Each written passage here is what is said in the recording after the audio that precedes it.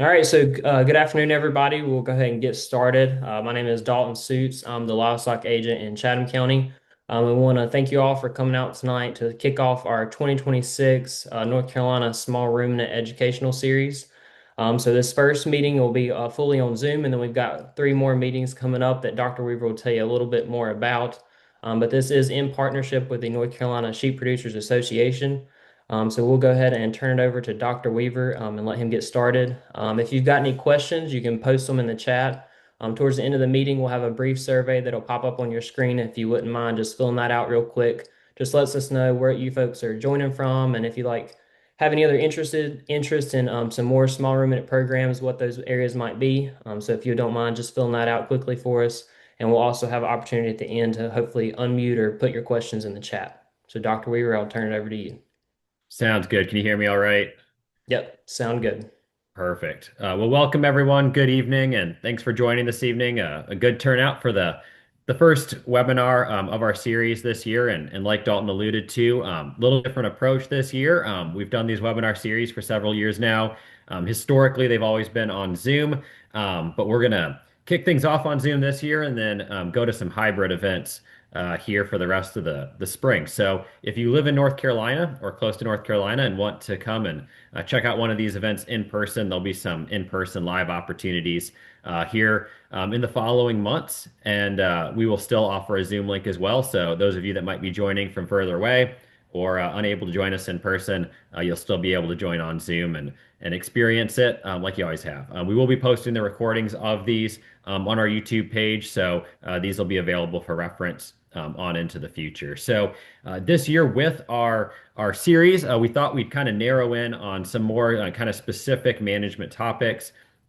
We'll be covering today late gestation management with a focus on some of the diseases that may occur or more likely to occur in late gestation. Our next webinar will focus on lactation management, some of the diseases associated with lactation, and then we'll cover some lamb and kid disease issues, specifically coccidiosis and urinary calculi, in the third installment. And then in April, we will discuss biosecurity and some of the considerations relative to biosecurity in our small ruminant operations. So excited for this spring, but thought timeliness wise, late gestation management would be a great topic to kind of kick things off with. Some of you may already be lambing, but for many of us, we're probably in this late gestation or getting close to this late gestation phase right about now. So for those flocks that are lambing February, March, this is a hot topic and something that we need to be thinking about. Hopefully, we've maybe already been thinking about it, especially if we're lambing,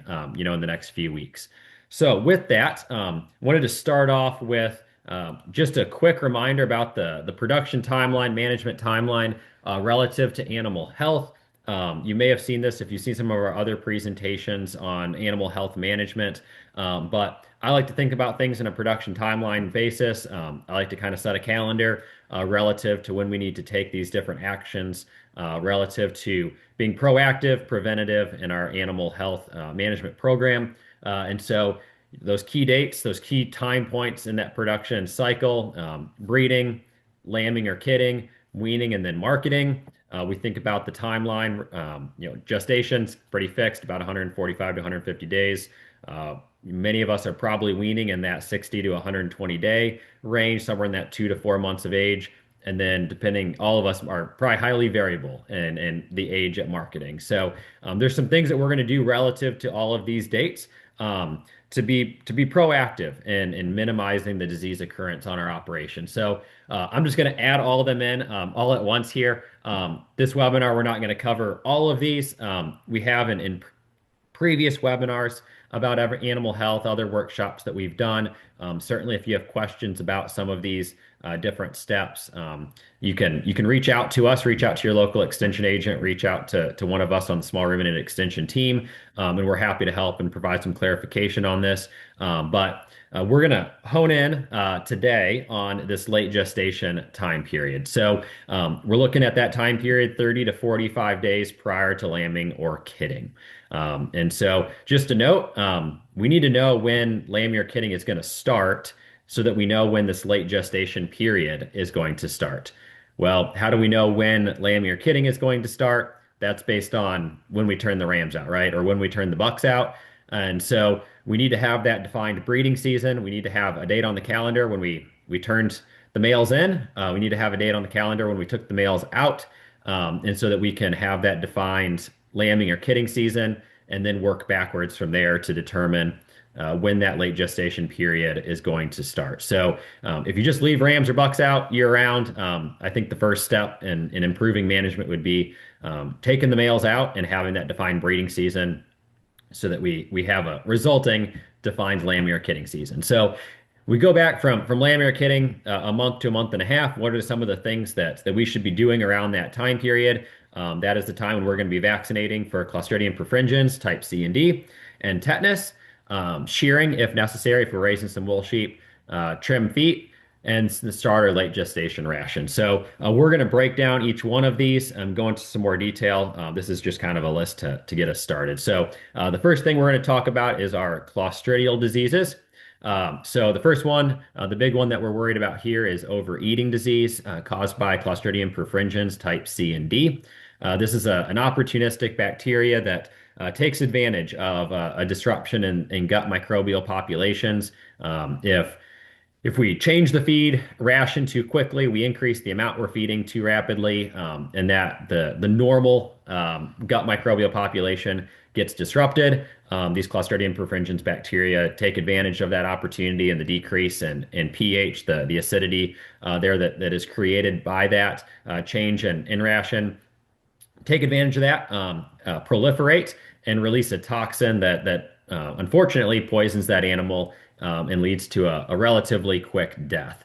And so, unfortunately, we don't really have many symptoms that are displayed relative to overeating disease. Oftentimes, the only symptom that we observe is death. So, really, prevention is the key. And so, what are some of the things we can do to prevent the occurrence of this disease? Vaccination is a common one, and we need to combine that vaccination with good feed bunk management. So, what is feed bunk management? That is proper feeding. That not only do we need to have a good ration, but we need to make sure that ration is provided in a way where slow transitional changes in what we feed, how much we feed, make sure that if those animals, let's just say they're on a creep feeder or a self feeder, they're on full feed eating, they're self-regulating their intake.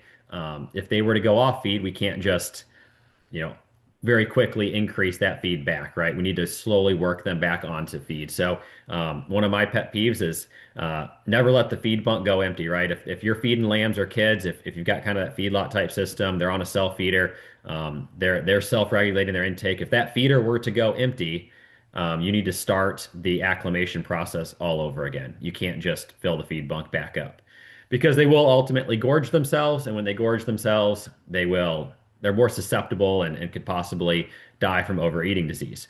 So something to be aware of if we manage our feed bunks well, if slow transitions in feeding amounts and ration types, and good vaccination programs will ultimately lead to fairly good protection from this disease, and occurrence should be fairly rare in most operations. So what does the vaccination program look like for this disease? We want to vaccinate our females 30 to 45 days prior to lambing or kidding.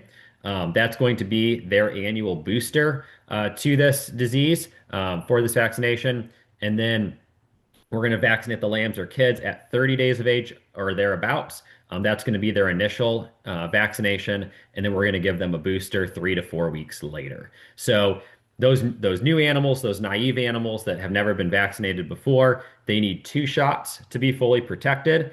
If you're putting them on a high energy feedlot type ration, it does not hurt to give them a third shot, a third vaccination, a second booster. That can be done, but they need at least 2.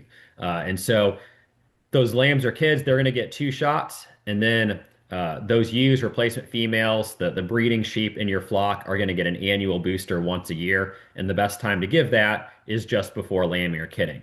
One thing to note as well, don't forget to go and vaccinate the males on your farm as well. Your rams, your bucks, they need a shot as well. They need their annual booster. So when you vaccinate the females, just go give them their vaccine as well so you don't forget about it. Why do we do this right before lambing? Ultimately, it's to increase antibody concentrations in colostrum. So this graph here shows response to vaccination, antibody concentrations in response to vaccination relative to ewes that don't get vaccinated. So the red line there shows serum antibody concentrations in ewes that were vaccinated 3 weeks prior to lambing. So you can see the antibody concentrations rise. It takes about 2 weeks to reach peak antibody levels after vaccination. And then that antibody concentration is going to slowly decline after that in our ewes. You see in the graph below that for our lambs, those lambs that are born to ewes that are vaccinated for this disease, those lambs have higher antibody concentrations starting at birth, and then that slowly is going to decline with age, right? If you look at the bottom line there on both of those graphs, the non-vaccinated ewes, that solid black line, they really have very low antibody concentrations to this vaccination. So without vaccinating those ewes prior to lambing, our lambs really have no protection from this disease.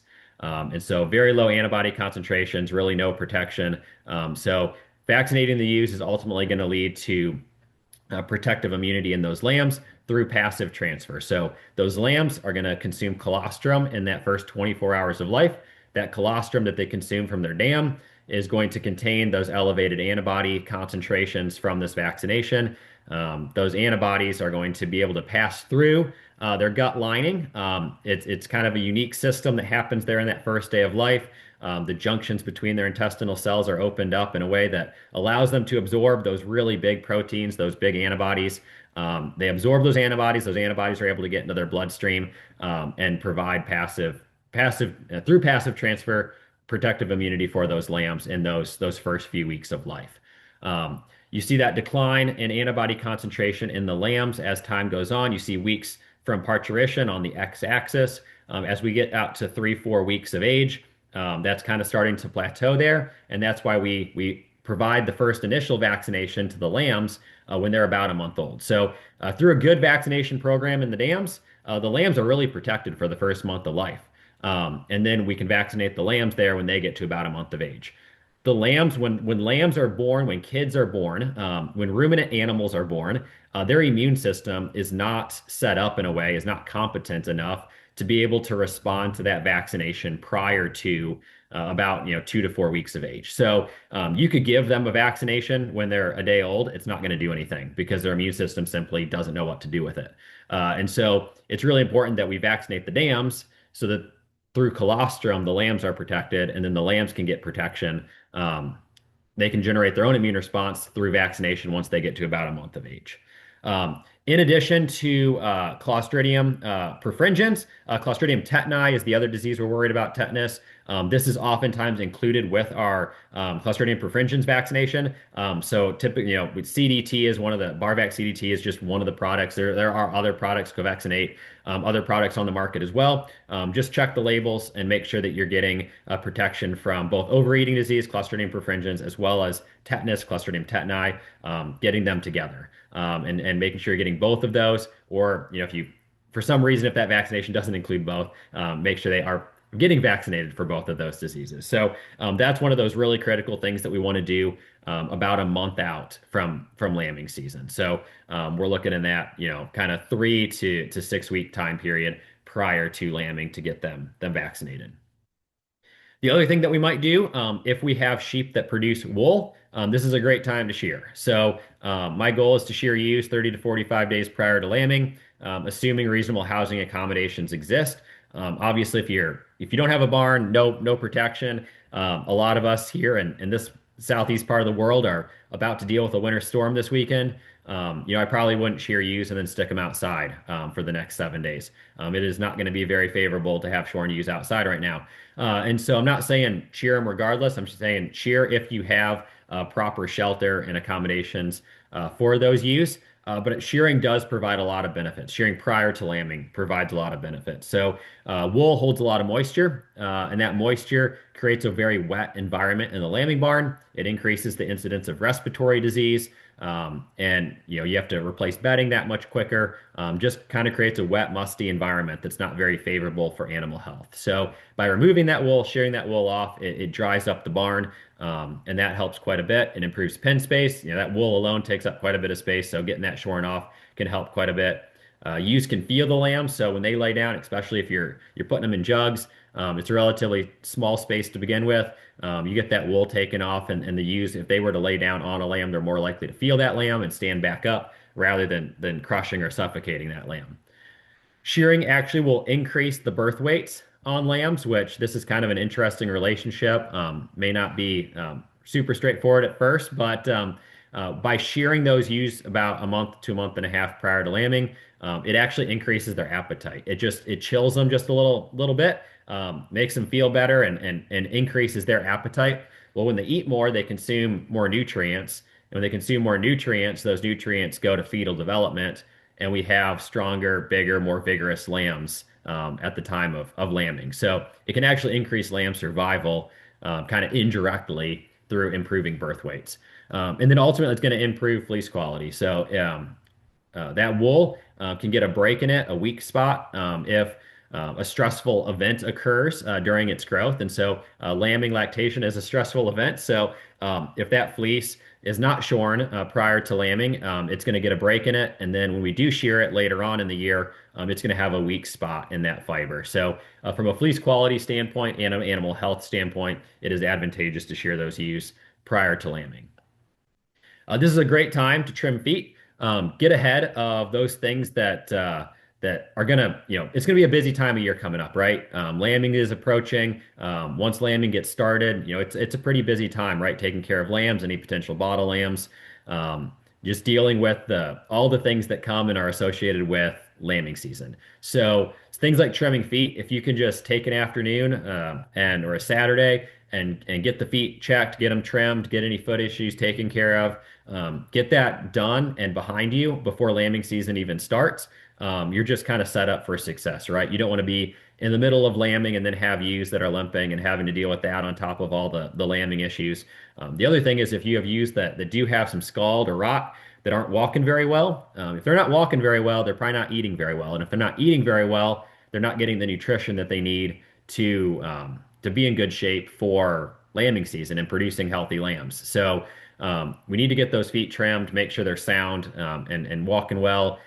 So opening up those hooves, making sure we minimize opportunities for proliferation of anaerobic bacteria is really important.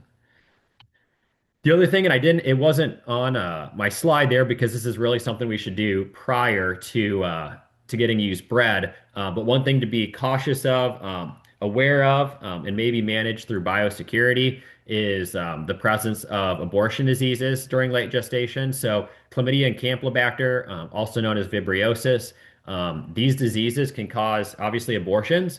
Sometimes the incubation period, depending on the incubation period, they may just cause some weak, unthrifty lambs or kids if the infection occurs in late gestation. So ideally, they're protected prior to hopefully, they're protected through good biosecurity practices, but the transmission is through feed water contamination or fetal membranes. The incubation period will vary. So, chlamydia, pretty long incubation, 2 to 3 months, 60 to 90 days. Campylobacter is much shorter, about 2 weeks. So, like chlamydia, if they get infected or exposed in mid-gestation, they will oftentimes carry that pregnancy to term, but they may just have some really weak, unthrifty lambs or kids. And so if you're getting some lambs or kids that are that way, something to just be cognizant of, especially if, we see this maybe more commonly in show flocks, flocks that are constantly bringing animals in and out, animals that are exposed to other animals.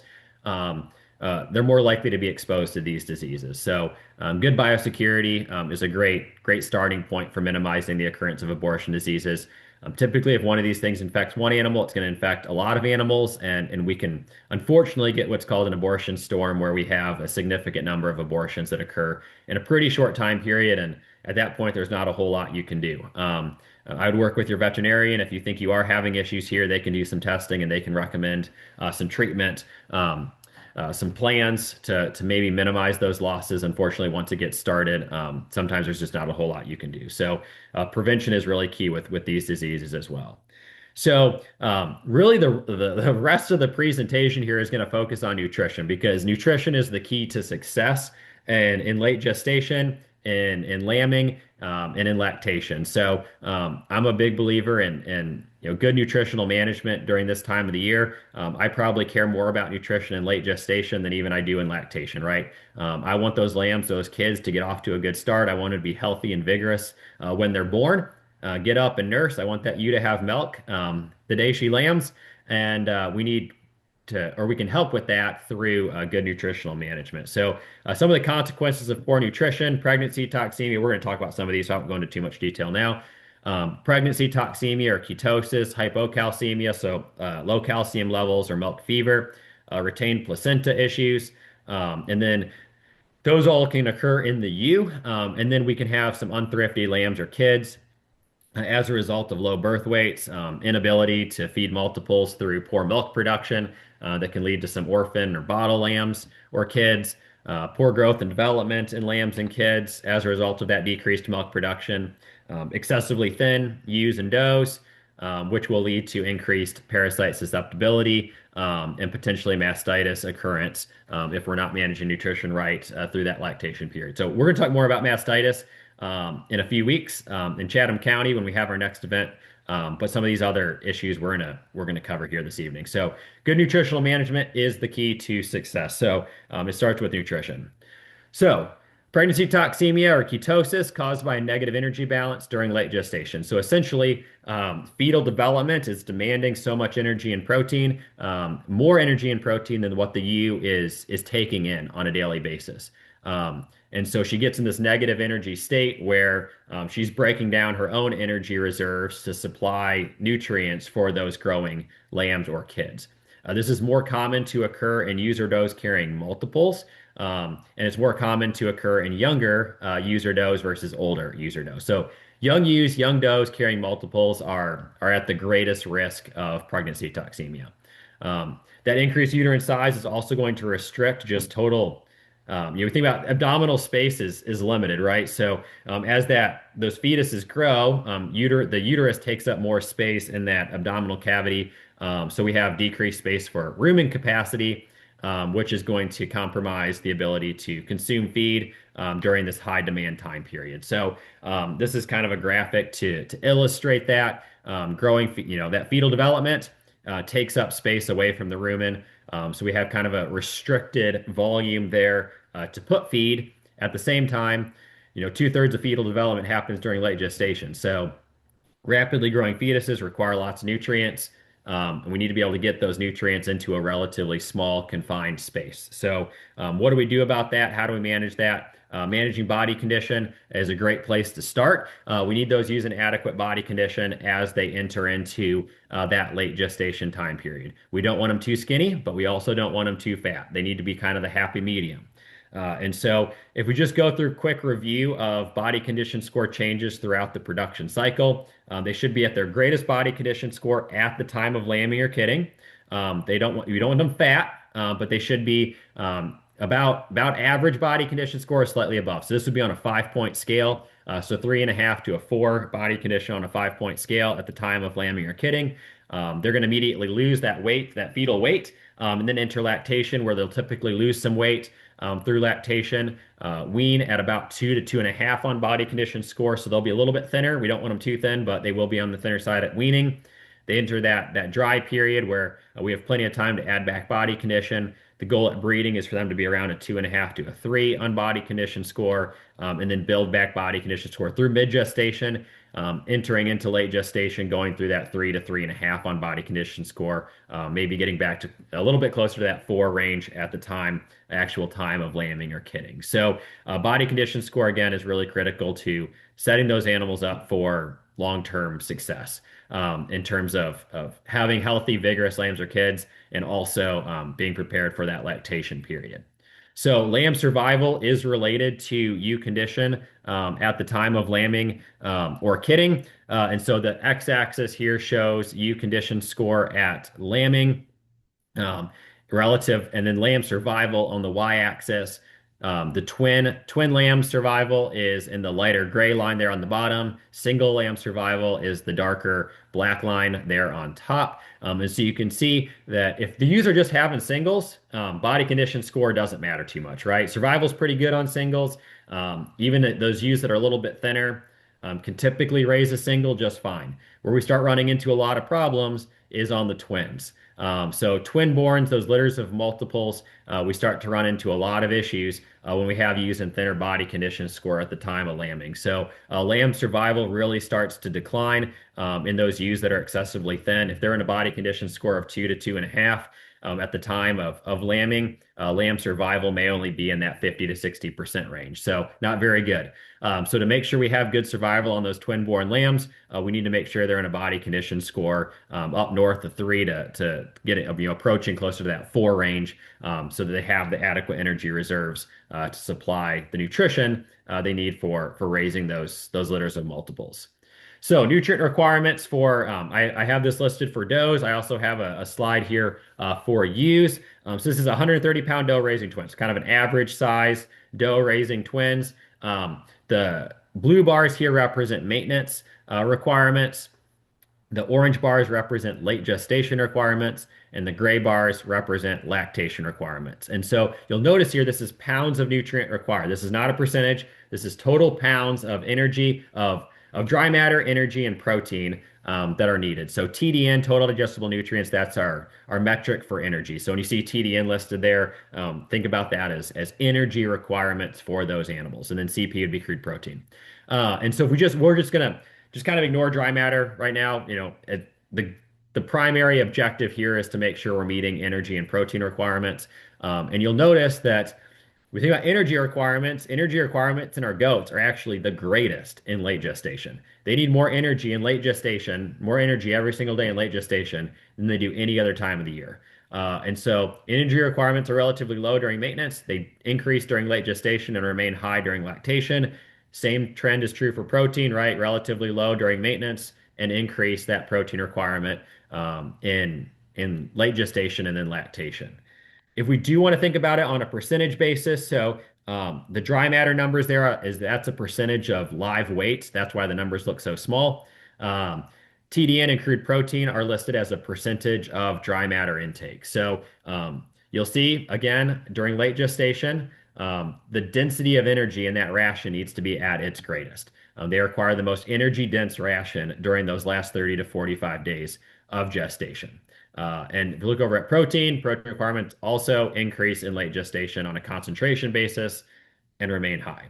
We look at sheep, the trends are very similar, right? Maintenance requirements, relatively low requirements, and then those nutrient requirements on an energy and protein basis increase significantly during late gestation and lactation. So that is those key time periods to hone in on relative to making sure we have the right nutrition for these animals and making sure they're set up and ready, prepared for success. So this is, again, trends are very similar on a concentration basis.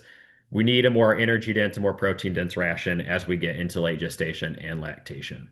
So focusing in on late gestation nutrition and kind of summarizing some of the things that we've already talked about here. Again, 2/3 of fetal growth happens in late gestation. And so increased fetal growth is going to restrict intake capacity. So we need a greater concentration of nutrients going into that animal in late gestation. So we need higher quality feeds, more nutrient dense feeds. That can be through supplemental, grain concentrate based rations. It can also be through providing them higher quality pasture. So the pasture grazing system takes a little bit of preparation, right? Especially if we're lambing this time of year. You need to have some stockpiled fescue set aside, prepared, planned for, so that you have that to go to during this time of the year. If you're not going to use pasture to do it, then make sure you have some feed resources, some good quality hay or some concentrates available to supplement these animals during late gestation. Inadequate nutrition can result in pregnancy toxemia and low birth weight lambs or kids. Those low birth weight animals are more susceptible to other diseases and have pretty low survival rates. So it's kind of opposite of the cattle industry, right? In cattle, we talk a lot about decreasing birth weights in our small ruminants. I like to talk a lot about increasing birth weights. I'd rather them be a little bit bigger because those bigger animals are a little more thrifty, a little more vigorous. They've got more body mass to offset the heat loss that occurs at birth. And so they're better able to sustain themselves during those first few days of life. One note about pregnancy toxemia as well, the survival rate on pregnancy toxemia is only about 10%. So once they go down with pregnancy toxemia, the chance of turning them around is pretty small, right? They get in this negative energy balance. They lose a lot of energy. They get really weak. The ewes will go down. The does will go down. They won't be able to stand up. And at that point, inducing labor is about your best option, providing there are some energy drenches that you can provide to them to get some energy into their system and maybe get them turned around. But you got to catch them early. You got to be really proactive, and even then the chance of survival is pretty low. So pregnancy toxemia probably scares me more than just about any other disease because it can set in really quickly. The survival rate is really low. And you're not only losing the lambs, but you're losing the ewe or the doe as well, right? So it's really it's a loss that hurts because you're losing. Oftentimes, you're losing that pregnant ewe, that pregnant doe, and the lambs or kids inside of her. So oftentimes, it's a total loss. There, you might be able to do a C-section and save the lambs. I mean, that would be if it's a highly valuable animal, that would be one thing to potentially consider and work with your vet on. You could potentially do a C-section. No guarantees you're going to save the female, but you might be able to get the lambs or kids out alive if they are relatively close to term. Um, so make sure you have adequate nutrition the last 30 to 45 days. Increase supplemental feeding, get some concentrates in them if needed, or at least make sure they're on the highest quality hay or pasture that you have. This is a graph that shows lamb mortality relative to birth weight. And this just emphasizes that point I made about low birth weight lambs and survival rates are pretty low, right? So we get less than this would just be this is kind of relatively old data, but the trends are still very true, right? So this would be just kind of your average wool type sheep, moderate frame wool type sheep. So birth weights less than about 7 pounds on those. Mortality rate starts to increase pretty quickly. The x-axis there is in kilograms. So 2.2 pounds per kilogram. So if you look at 2.5 kilograms there, that would be equivalent to about a 5 pound lamb. We're looking at mortality rates of about 40 to 50% on those. And you get less than 5 pounds on birth weights, and you really see mortality rates start to skyrocket. So our goal should be to have birth weights, up north of 7 pounds or so. So I realize some of our multiples, sometimes those larger litters are going to have a little bit lower birth weights, but those 7, 8 pound, 9 pound lambs are that kind of should be the range we're probably shooting for in most of our breeds that we're working with. There are certainly some larger frame breeds that can have 10, 12 pound lambs pretty easily. There may be some smaller frame breeds, some dwarf type breeds that may have smaller birth weights, and that's just a function of breed type. But I'm just talking averages here, somewhere in that 7 to 9, 7 to 10 pound range is probably where we should be shooting for. Um, so compared to maintenance, what does this nutrition actually look like? So if we actually want to put some numbers to, I talk about increasing the amount of supplement. Well, how much supplement do we need? How much better nutrition do we actually need? So compared to maintenance, a late gestation 150 pound ewe, assuming a 200% lamb drop, requires 1.3 pounds more TDN and 0.2 pounds more crude protein in late gestation. And 130-pound doe is requiring zero point 0.9 more pounds of energy and 0.2 pounds more crude protein during late gestation. So, what does that look like if we were to just feed whole corn, just straight corn? Corn is 88% energy, 9% protein, 88% dry matter on average. Those are the textbook values. So the additional feed that would be required to meet the demands for late gestation on an as-fed basis would be 1.7 pounds of corn to meet energy demands and 2.5 pounds of corn to meet protein demands. We're looking at that roughly 2 pounds of supplement to meet late gestation requirements if we're just feeding corn. What about if we were to feed like a commodity pellet? So this is just like a 75% TDN, 16% crude protein, 88% dry matter, just kind of an average pellet that you might find, a sheep and goat pellet that you might find from a local feed manufacturer. In this case, a little higher protein in this type of feed, but a little bit lower energy density on this pellet. Here we'd have to feed about 2 pounds to meet that additional energy requirement and about a pound and a half to meet the protein requirement. So remember, always feed the higher amount to make sure we're not shorting anything. So in this case, you need to increase supplementation by about 2 pounds per head per day to meet that additional energy demand during late gestation. So don't just go from 0 to 2 pounds per head per day. Increase this incrementally. So I would maybe start off, maybe 45 days, 30 days before, start off at a pound per head per day, go to a pound and a half per head per day, then 2 pounds per head per day as needed. Assess body condition score. If they're already fat, then we probably don't need to feed quite to those levels. If they're a little on the skinnier side, we probably need to start feeding, supplementing a little bit earlier on that timeline. Again, this is going to vary if you have 130-pound Katahdin ewes versus 175-pound wool ewes. That number is also going to change. So these are averages. These are based on 150-pound ewes. So take that into account. And if you have some specifics on what your animals might need, you can reach out to us and we can help you get more specific numbers for your animals. You can also do this through better, higher quality forages, and I'm not really sure why the picture is not showing up there. There should be a image of a feed analysis, a forage analysis there that it emphasizes the importance of that forage analysis. Little bit of a glitch here with PowerPoint, but that just emphasizing the point that if we test our forages or we test our hays, that can give us a better idea on how much supplement we might need, right? Because if we're feeding a really high quality hay, we probably don't need that 2 pounds of supplement per day, right? But if we're feeding a pretty poor quality hay, we could easily need that 2 pounds of supplement per day. So it's just going to depend what that forage analysis looks like. So we can also work with our grass and time our grazing system. And there should be a graph here. I'm not sure what's going on here. One second. Let me jump out of this. Oh, that's not good. Um, I am going to close out of this real quick and reopen it. I apologize for the delay here, but I also want you to see the graphs that I'm trying to show. So I'm not sure what's going on there, but we're going to reopen this and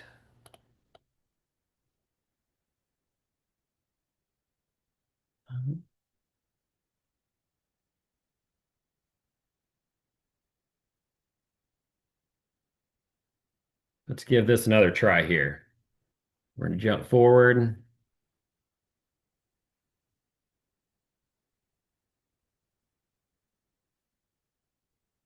Okay, we're back to normal.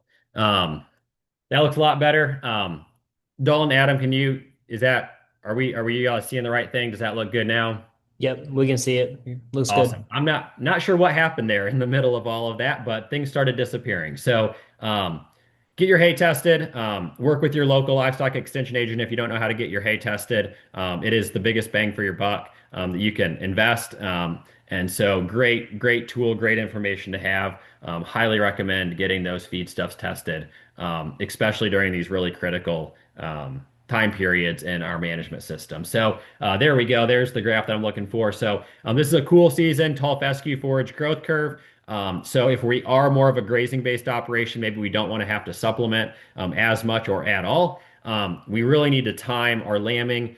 We need to time kidding relative to the availability of high quality forages. So I would recommend, breeding, in those fall months on stockpiled fescue. Those animals are going to be pregnant through the winter. We need to time the start of late gestation with the availability of spring forage. So I want that 30 days out from lambing. I want that to fall when we have some really abundant, high quality spring forages. I'll use Raleigh as an example because I'm used to a sheep production system in Raleigh, North Carolina. But if I was pasture lambing, if I was looking to use forage as my primary feed stuff in late gestation, I'm probably going to lamb somewhere between April 15th and April 20th. So that late gestation is going to start mid to late March. Looking at like the third week of March for late gestation to start. We pretty reliably have some grass growth going on, some pretty high quality forages there in the latter part of March. and then moving into April. So I'm going to take advantage of that early flush period on forage and time that with late gestation, and then have those used lambing and lactating on kind of the second half of that spring flush. Um, Lactation will occur during that spring flush during those months of late March, April, May, and then we can wean those ewes or does and have some open animals during the summer, which actually can pair up pretty well with that summer slump in our cool season forages. Lower nutrient demands in those open animals pair up well with the lesser availability of cool season forages, the poor quality forages that sometimes occur in the middle part of the summer. Vitamin and mineral nutrition is also critically important during this time period. Providing a free choice mineral specific to the species that you raise is very important to having healthy lambs and kids. A loose mineral is much better than a block. It's the minerals, the availability of those minerals is much better in that loose form. We want to provide mineral access 24/7, even if that mineral is included in the feed. I like to provide some loose mineral to go along with it. It can't hurt. It can only help. That mineral, it can be included, like I said, into the feed and that mineral pack in the feed. Check your feed labels to see if there's minerals included or not. But regardless, I like to add some minerals in addition to that. So vitamins A, D, and E are essential, especially this time of year. Vitamin A, D, and E nutrition should be at the top of our minds. The B vitamins and vitamin K are required prior to rumen development. So if we have a healthy, functioning rumen in our mature animals, our ewes, our does, they should be getting all the B vitamins and all the vitamin K that they need. But A, D, and E needs to be, those vitamins are essential, which means they're not produced by the body. They need to be consumed through their diet. So if those animals are on a dry hay, if they're in a barn, during the winter months, we need to make sure that they have a source for vitamins A, D, and E. Where do those things come from? Vitamin A can be found in green leafy forage. A deficiency in vitamin A can lead to slow growth, retained placentas, and weak kids. So this is another one of those things. If you're getting a bunch of just kind of unthrifty, weak lambs and kids, maybe having some retained placenta issues, animals are just not growing like you think they should be, it could be a vitamin A deficiency. So these things are, they're required in very small amounts, but that very small amount makes a big difference long term. Vitamin E. Vitamin E is again in green fresh forages. Vitamin E works along with selenium and the prevention of white muscle disease. So that's a muscle disease relative. If you get white muscle disease, those lambs, those kids are going to have some restricted mobility. Good vitamin E nutrition can help prevent that. Vitamin D. One thing to note there is stability relatively poor when mixed with other minerals. So we need to be careful about combining our vitamins with our minerals for an extended period of time because some of those vitamins may break down. Vitamins will also break down in the heat. Vitamins should be mixed in that feed in that mineral mix in a relatively short time period prior to them being utilized. We don't want to mix a vitamin in 6 months before we plan on using it because the availability of those vitamins, the presence of those vitamins by the time we actually use it are going to be pretty low. We want those vitamins to be pretty fresh in what we're providing. And a vitamin D deficiency will result in some bone issues in both lambs, kids, as well as the mature females, mature animals. So A, D, and E vitamins, very important. We want to make sure they're included, especially this time of year, in those animals that are eating harvested feedstuffs or in a barn. How do we get this free choice mineral and AD&E to them? There's really kind of three options. You can you can purchase a premixed, commercially available loose mineral that's labeled for the species that you're raising. It's simple, it's straightforward. Go to the feed store, buy that mineral, and feed it based on the label directions, and you're good to go. You can also buy a feed that has the minerals and vitamins already included in it. One thing to be sure of is make sure you're feeding enough of that feed, right? The minerals and the vitamins are going to be mixed in at a specific concentration.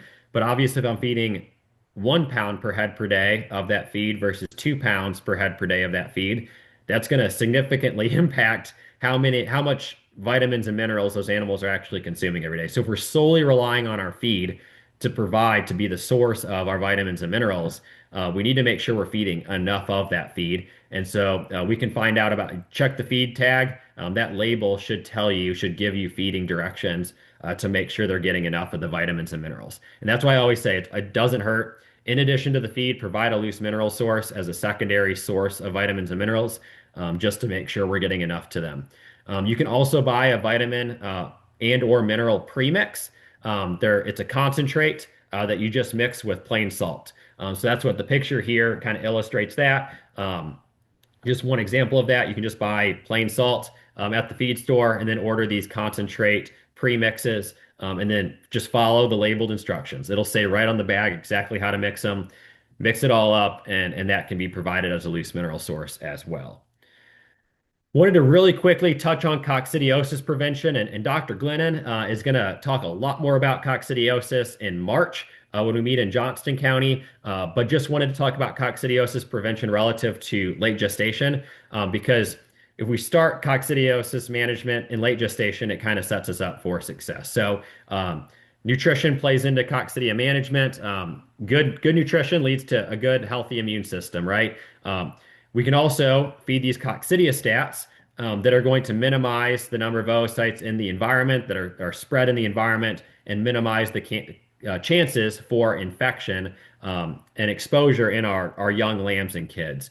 And so there's a couple different classes. We have our antibiotic ionophores as well as our non-antibiotic coccidiostats. A few different options there. Some are labeled for sheep, some are labeled for goats. So just read the labels.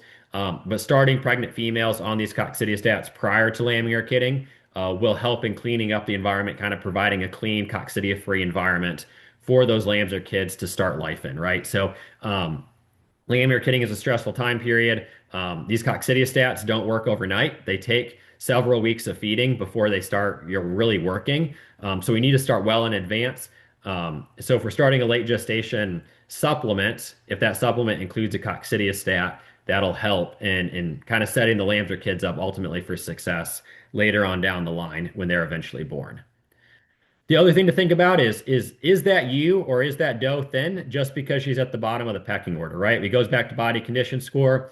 And part of nutrition is animal feeding, right? It's not just about balancing a good ration. It's about making sure we're providing that ration, putting that ration in front of our animals in a readily consumable way, right? So we need to make sure we have enough square footage in our barn. We need to make sure we have enough linear feeding space in our barn so that those animals can come and eat and consume an adequate amount of feedstuffs, right? We don't want the big boss ewe, the big boss doe pushing the others out of the feed bunk. And yeah, the ration looks great, but one ewe or doe is consuming, 75% of what's there. That wouldn't be good. So the recommendation is at least 20 feet of floor space and 20 inches of linear feeding space per ewe or doe. So how do we do this? How do we go about getting to that number? So we have some linear feeding options. There's double-sided feeders. There's some round feeders, some designs for like pentagon round feeders that work pretty well too. There's lots of different options out there, but consider how many animals are in that pen. How many, multiply the number of animals in that pen by 20. That's going to give you the number of inches that you need a feeder space divided by 12. And you can figure out how many feet of feeder space you need to make sure all those animals have adequate space to eat. Some things to think about relative to feeding system, time and labor efficiency. Do you want to go in the pen to feed the sheep? Do you not want to go in the pen to feed the sheep? Do I want to stand outside, dump the feed? The sheep can come and eat from the inside of the pen. That's kind of my preferred system. Some people like to go in the pen with the animals and feed them that way. That works too. And crete feeding, that's an option as well. And especially as we get into lactation nutrition, once those lambs are born, setting up a crete pen is an option. There's some pros and cons to crete feeding, and we might be able to talk about that a little bit more later. Crete feeding on pasture is really hard. And so again, it goes back to if you can set those animals up for success in late gestation, if the does can be in adequate body condition during late gestation, hopefully they have the energy reserves they need to supply those lambs or kids through adequate milk production on into the early stages of lactation.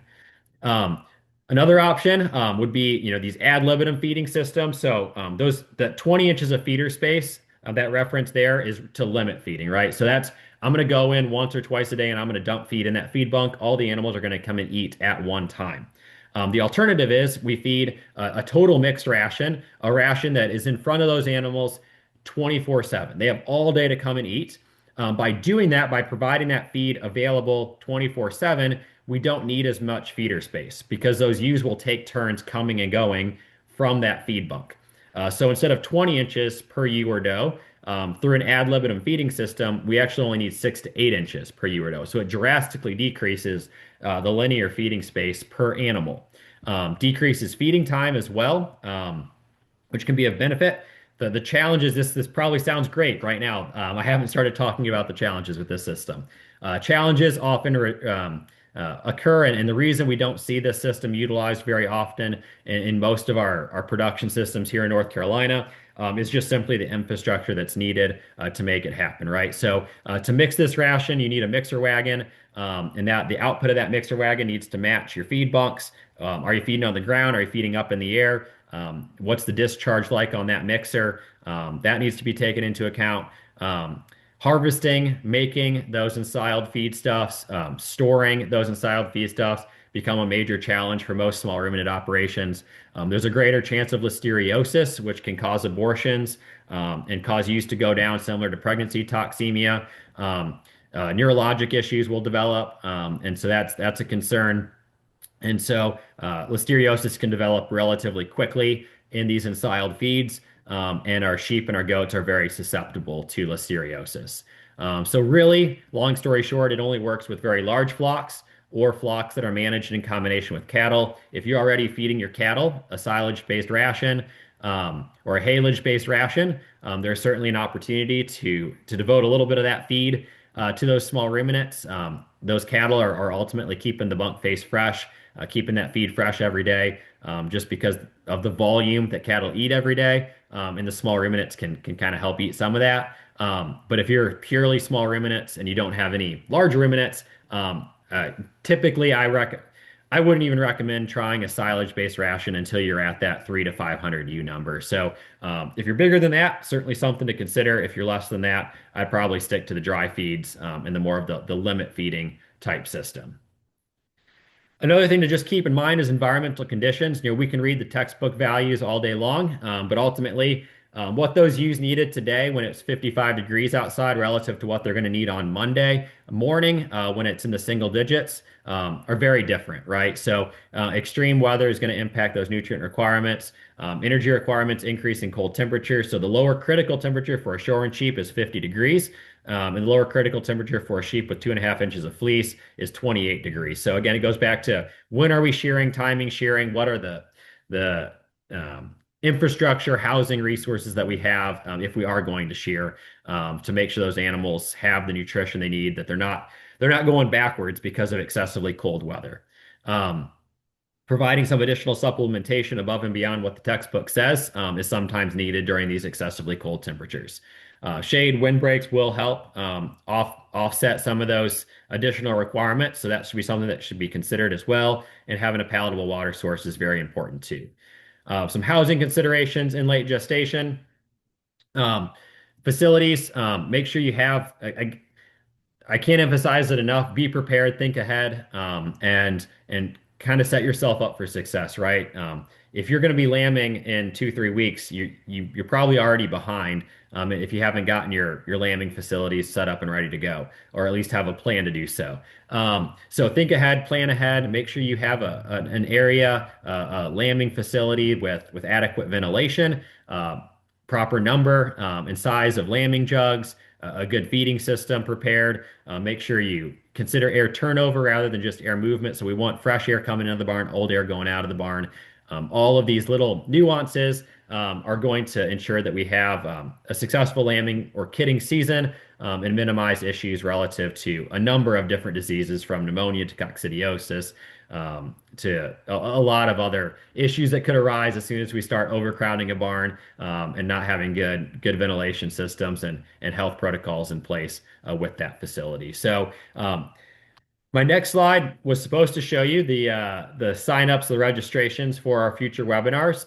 If you give me a second, I will get those pulled up. But I think in the hiccups there with the PowerPoint and my computer technical difficulties there, we lost that slide. But I will get that pulled up and we'll share with you where you can find registration information for our future events, our next 3 events coming up over the next few months. So Dalton, do you want to share the poll and we can have folks answer that? And if there's some questions in the chat, there we go. I see the poll up there. So if you don't mind, take a few minutes and answer those questions.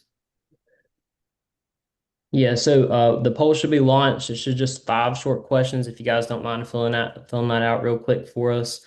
While they're doing that, Dr. Weaver will scroll back up. We had a question. Let's see. Okay. I'm One gonna person share real is quick, and I'm gonna add in. If you give me a sec, I will add back okay. in that flyer so everyone can see that. Okay. But yeah, I can go ahead and start answering questions if there's a few of them in here. Okay. Yeah, the first question we have here is for dairy goats. They're saying that they dry them off 2 months before kidding, and they're just wondering if that's enough time for the does. Yeah, that sounds great. That sounds great. That's a dairy goat, similar to a dairy cow. You think about like a 305-day lactation with a 60-day dry off. That should be plenty adequate to get those animals dried off, back in a good nutritional state and ready to kid and lactate again. So I would stick to what you're doing. Okay. And then I think we've got several of them answered. One question was about they had some questions about when to start a coccidiostat. So I think one approach is, probably starting it well before lambing and then following it, through a certain period. But they're just kind of wondering, do they feed a coccidiostat year round, or do they just feed it, just prior to lambing, get it in their system, or what's your take on that? Yeah, so I would start. I think general rule of thumb is about 30 days for them to be really effective. So it kind of lines up with all the timeline that we've been talking about already, right? So we think late gestation starts about 30 to 45 days before lambing or kidding. That's when I would start feeding that feed with the coccidiostat in it. So if you start the coccidiostat in that late gestation ration, you should have adequate time period before lambing or kidding for um, a good response, and it should be functional active by the time that lambing kitting starts happening. Okay, and then we have a question that's asking about what are the effects of low vitamin A on pasture, even though they're providing a free choice mineral? They're wondering if it's possibly related to drought conditions. They said that they had blood work done by their vet on those ewes. Yeah, it kind of sounds like maybe an isolated case, but something that if the vet did some blood work and found that deficiency, maybe in your case, depending on environmental conditions, the really hard thing with forage nutrition is what the picture that we get today of that forage nutrition is going to be different tomorrow. It's going to be way different next week, and it's going to be even more different a month from now. So, it's hard to say. Every year is going to be different. So, I would say, if you're worried about it, the vitamin premix is relatively inexpensive in the grand scheme of sheep production and goat production. So, if you're concerned about vitamin deficiencies any time of the year, just add in that vitamin mix to your minerals, and provide that free choice. And it's just that extra kind of blanket of assurance to minimize chances for issues um, with those animals. So typically we don't need it during the grazing season, but it sounds like in your case, it might be one of those unique cases where you might need it during some of those other times of the year. And that was, you touched on it just a little bit, but about the forage analysis, some folks had some questions about that. I mean, you were just saying like how it changes so fast. So you can have, fresh pasture analyzed, but then by the time you get the results back, it might be a little bit different. So what do you recommend for folks? Do they need to go based off of book values or just kind of get that analysis and kind of make an educated decision based off of that? Or Yeah, having that forage analysis is going to get you way closer than you could ever get guessing. So, even though that the turnaround time might be a week or two on that forage analysis, um, that snapshot in time gets you, it's still close, right? It still gets you in the ballpark. Um, and there's an art and a science to animal feeding, right? So we use the book values, we use some common sense to adjust, based on I mentioned environmental conditions. Monday is going to be extremely cold. I'm going to take those book values and I'm probably going to creep them up a little bit, right? For what those animals probably need on Monday relative to what they needed today. So, if you take that forage sample, maybe let's say you take it May 1st, you don't get results back till late May. My guess is your tall fescue in that time period headed out, got kind of rank, maybe it got dry. You can just assume the forage quality went down. And you can take those book value or you take the values from that forage analysis, decrease everything by a little bit, put a little hedge in there that, assume that the forage quality decreased, and then just compensate for that a little bit in the calculations that you do. Okay. And those of us in extension, your local extension agents, I know some of this stuff gets a little complicated, especially as we start formulating rations and trying to determine supplementation requirements. And so reach out to your local extension agents, um, Yeah. And and I we're think more than happy to help try I to think hone in some of those that too numbers. is, balancing it on paper, but then also just, looking at the animals, looking at those body condition scores to even after you've balanced it and try to, work backwards from there. Yeah, yep, yep. That's a great point. So, I mean, if you've got a bunch of animals that are fat and happy, like at the end of the day, they're fat and happy. Yeah. If you've got some animals that are a little bit thinner, then what they might need to rebound from being excessively thin might be in excess of what that book value might, that average might tell you. Because remember that at the end of the day, what you see in that book value is simply an average of a lot of data points. And so a really fast growing animal might need a little bit more. Some of our terminal sire breeds, our larger goat breeds, might need more. Some of our dwarf breeds on the other, end of the spectrum probably take less than what that book value actually requires, right? And so, that book value, like for sheep, a lot of times it's for like 150, 160 pound ewe. A lot of that data was probably generated from wool sheep. Those values are probably a little bit on the high side for what most 120, 130 pound Katahdin ewes need.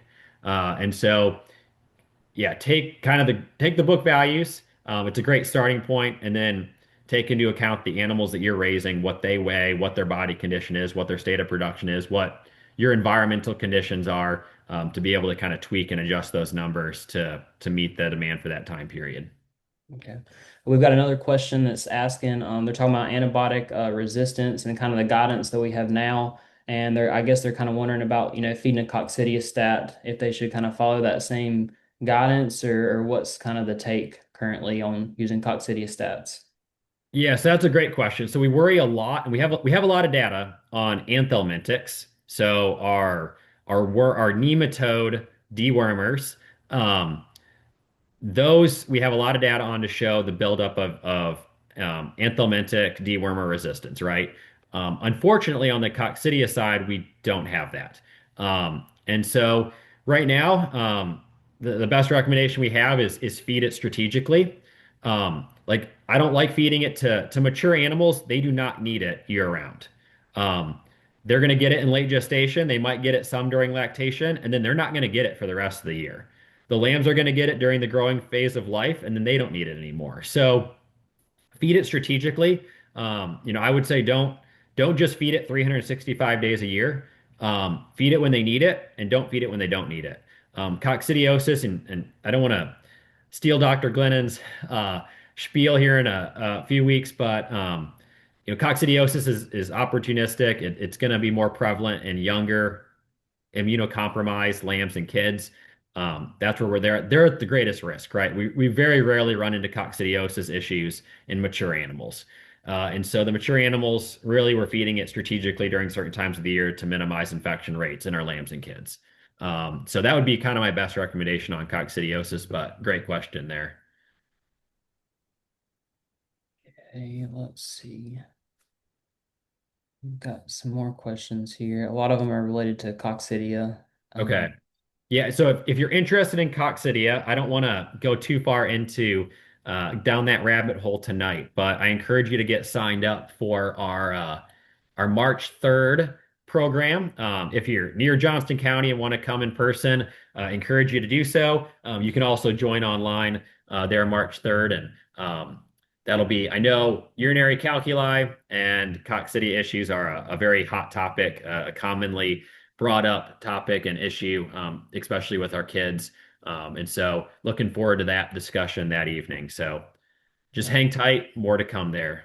Yep. And that was one of the questions we had about the other three meetings. So yeah, the other three meetings that he just talked about, they will be hybrid. So you can come and attend in person and there'll be a $15 cost for that. And that just goes to pay for your catered meal there. But the idea is to kind of encourage some networking. And so we'll have our educational program from like 7 to 8. but the prior to that, starting at 6:30 when we eat, and then also after to kind of encourage you guys to network together, and then give you guys some opportunity to ask some additional questions. So all these, yeah, they will be online on Zoom for those of you that typically join us with Zoom, but we encourage you, if you can, to join us in person. And the links for those are on the flyer there, and we can also send those out to you guys after the webinar tonight.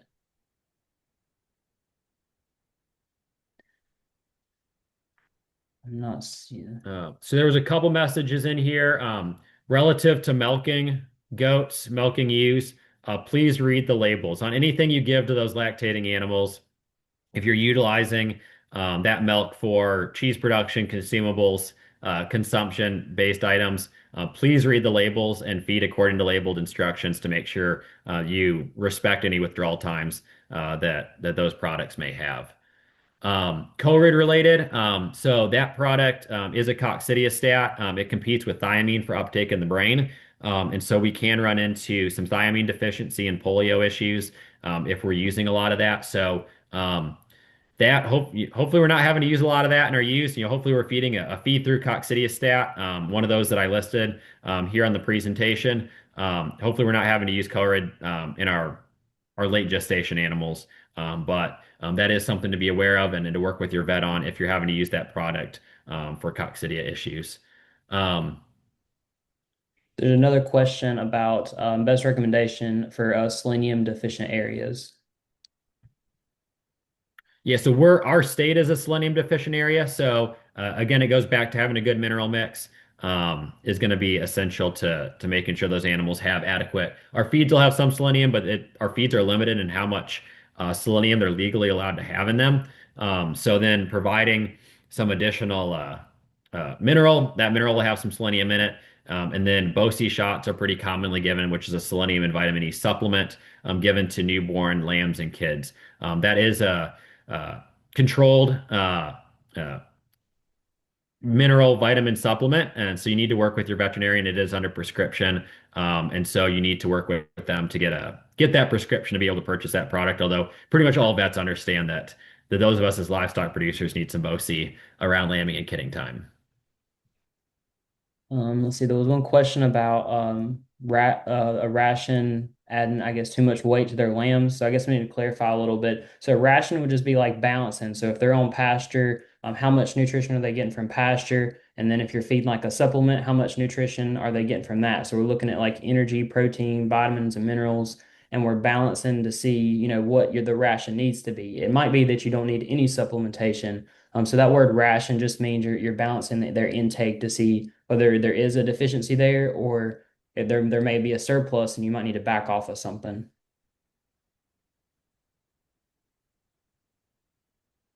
I saw earlier there was a note about fescue, and if you go online, if you see anything about cattle and fescue, you know that we have a lot of concerns and there's a lot of considerations relative to cattle production and end-of-fight infected tall fescue.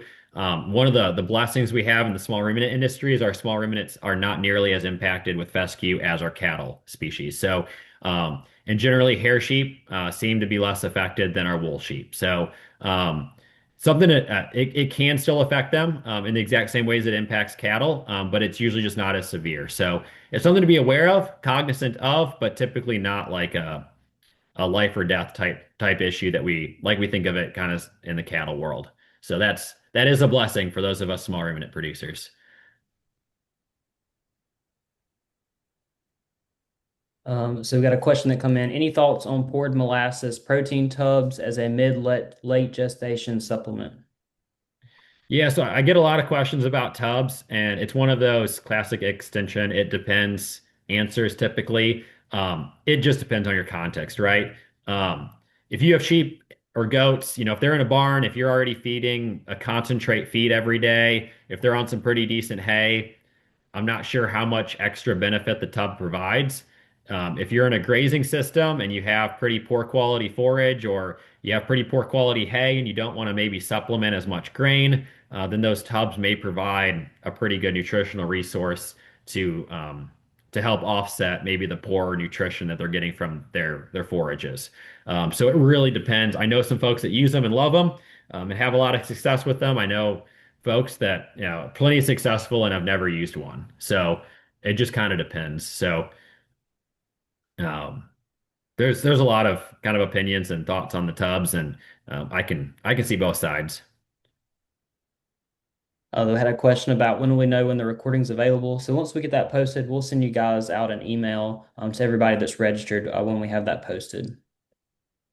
There's a question in the chat. Do you have any nutritional recommendations for older does? They have a 9-year-old, I'm assuming Nigerian dwarf kidding this season. Let me find. So you can kind of think about the growth curve. So it's kind of a U shape essentially, right? Like we're going to have those younger animals are going to be those animals that younger and older animals are the two extremes that need additional nutritional resources that are typically going to wean the lightest litters, the smallest litter sizes. And then those does are going to kind of reach the prime of their life when they're in that 3, 4, 5 range. So they're kind of at their prime in the Middle Ages, and then they tail off on either side. So you can kind of treat that older ewe similar to treat the really young ewe or the really young doe. And so they may need some additional nutrition to help compensate for that age. Maybe she's a little bit thinner. So this is again where the kind of that art of animal feeding comes in. Assess her body condition, check her mouth, make sure she has all her teeth, because that is one of the issues we start running into on those older animals. They may lose some teeth, and that may compromise their ability to consume some of their feed.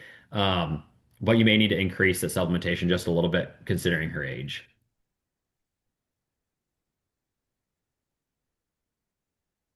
Um, yeah, considering 3-year-old used to be mature, yes. So generally, kind of 2-year-olds and above. I know 2-year-olds can kind of be there. Depends how well they rebound after that first lambing event. If they lamb at 12 months of age, that 2-year-old ewe is sometimes still maybe a little bit set back if nutrition isn't adequate. If you're not lambing until they're 2 years old and that's the first time they're having a lamb, they should be plenty well developed by then.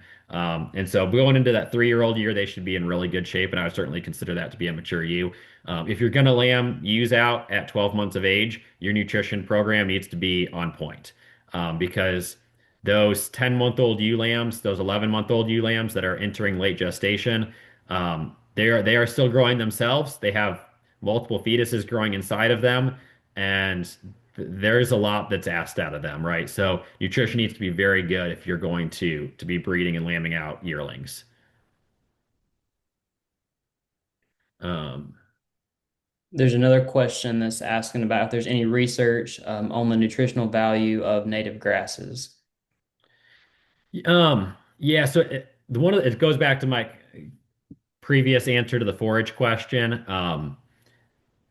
Forage quality changes a lot throughout the growing season. And so it's just going to depend where you're located, what type of grasses you have, um, your climate, and what I would recommend is take some forage samples, maybe once a month, once every 2 months, or once every 2 weeks, um, kind of throughout the growing season, and that'll kind of give you this picture of how nutritional quality changes in those forages over the growing season. You don't necessarily need to do that every year, but if you do that for a year or two and you kind of take some averages, it will give you kind of some trend lines for how that the quality changes over time. It'll give you kind of a starting point, and then you can kind of strategically test after that to see where you're at. But native grasses can work really well. We did a producer Southern Stare project with a producer in the Piedmont of North Carolina a few years ago on some native warm season grasses and some lamb development. And kind of the quick conclusion of that project was they probably work better on mature ewes than they do on lambs. There's a lot more details than just that, but for the sake of time tonight, that's the synopsis. We can dive into more detail at another time if you're interested in some of those native warm season grasses. Especially on the native grasses, your local NRCS folks are great resources, oftentimes on those native grasses too. So just want to mention them.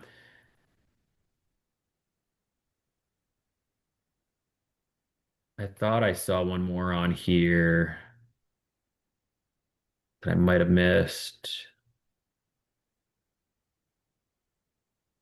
I think there was one asking about vitamin mineral supplements and during milk for human consumption. I Yes, guess. that's where I would say check, just read the labels, check withdrawal times.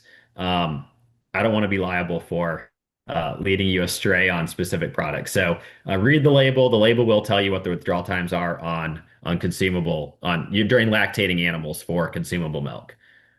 Um, there's a question about feeding whole grain as opposed to a pellet, and how do you suggest adding a coccidiostat? Um, so you can add a coccidiostat. Some of those formulations are made to be included in a mineral mix. So you can add that coccidia into the loose mineral that you're feeding and get it to them that way. Um, for a coccidiostat prior to lambing, best to feed treated crete feed or add to treatment to the U ration. I would add it to the U ration. Um, because that creep ration is going to be have way more protein in it than what the ewes ever need. So you're going to be feeding way excess protein by feeding that creep ration to a late gestation ewe. You're way better off feeding a ewe ration, lower protein, more energy during late gestation, and then just having that coccidiostat in the ewe ration.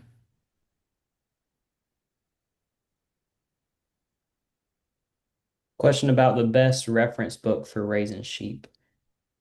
That is a great question. So, the sheep production handbook is, in my opinion, the Bible of sheep production. So, um, I don't know if we can probably pull up a link for that. There's a hardback version, and then there's a digital USB version. The digital version is only like 20 bucks.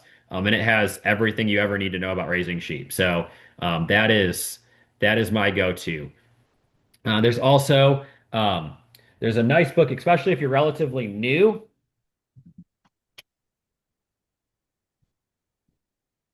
I don't know if it's showing up there, quick reference guide for shepherds. This was written by a couple Katahdin producers. You can find it on the Sheep Things website.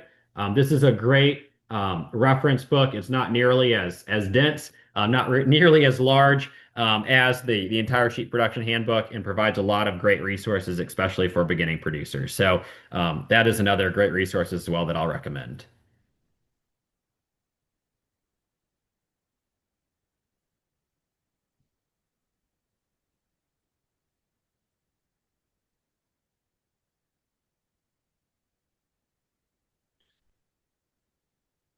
Um, should we be giving our does a dairy goat pellet during lactation? Again, read the labels. Just make sure. I mean, meat goat pellet versus dairy goat pellet. There may be some differences in nutrient concentrations. Um, and um, just read the labels, see any differences. The big thing is to check, is it medicated? Is it not medicated? And is that medication okay for lactating dairy goats? That'd be the biggest thing. Like energy protein wise, that's not going to impact food safety. But we just want to be cautious of any medication that might be included in that meat goat feed that may not be approved for lactating dairy goats.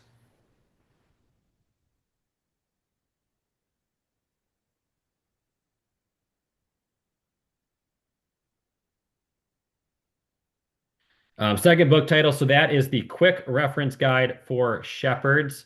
Um, if everyone can see this, so I'm going to unshare for a second. I can find a link for it here if you give me 30 seconds.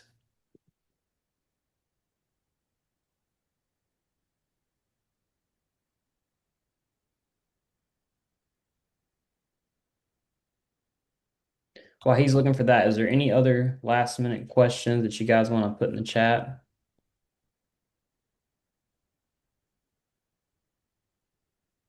We've got one in the chat. Are copper boluses used if they're already on a goat mineral, I believe? So copper boluses, so is that relative to parasite prevention, or is that relative to providing for nutritional status? Because my answer will vary based on what the purpose of the bolus is, what you intend to use it for. They haven't said yet. Nutritional status. So for nutritional status, if they're on a good goat mineral, they probably don't need the bolus. It's probably one or the other. You probably don't need to do both. Um, so I would say, yeah, one or the other. If you're just looking to meet nutritional status, I would say one or the other. The reference book is very sheep oriented. Some of the diseases, topics discussed, general management practices are relevant for goats too, but it is a relatively sheep focused book. Um, if feeding a high protein pellet, 35% to lambs with whole corn, is there a concern that they are going to overeat the protein pellet and leave the corn? Um, It depends. Generally, in my experience, and I've fed some lambs a very similar ration to that and been okay. Goats are more likely to sort than sheep. So, in my experience, feeding a protein pellet with whole corn to growing lambs, I've had a fair amount of success with it. Not had a whole lot of issues with them being selective. Other people might have a different opinion on that. I'd be more concerned with goats and goats' ability to sort than I would be lambs. CMPK post-parturition to prevent hypocalcemia. Um, Hopefully, if your mineral status is and your nutrition is good pre-lambing, pre-kidding, you shouldn't need the CMPK at or post lambing or kidding. If you are having hypocalcemia, milk fever issues, I would talk to your vet about that. There's probably some preventative things that we can do to set you up for success without having to give CMPK. If you're having active milk fever issues, then obviously working with your vet to get an appropriate treatment plan is the way to go. But giving CMPK routinely should not be something you have to do.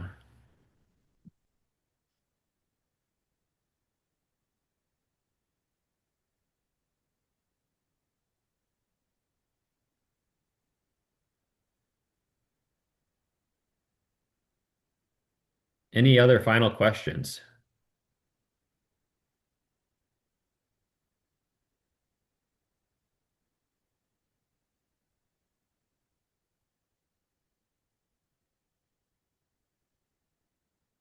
I don't see any more in the chat. Awesome. Well, thanks everybody. Hopefully everyone saw the registration information for our upcoming events and get registered for those. And we'll see you hopefully in a few weeks here in Chatham County. Dalton, did you have anything else you wanted to add in? He just added the link there for the Chatham County event and the Small Ruminant series. So check that out. And hopefully we might see you in person. If we don't see you in person, we'll see you on Zoom. So there will still be a Zoom option for all of our remaining educational programs here. So if you can't make it in person, you can still join on Zoom, and it'll be just like we've been doing here, but we'll just be presenting to a live audience.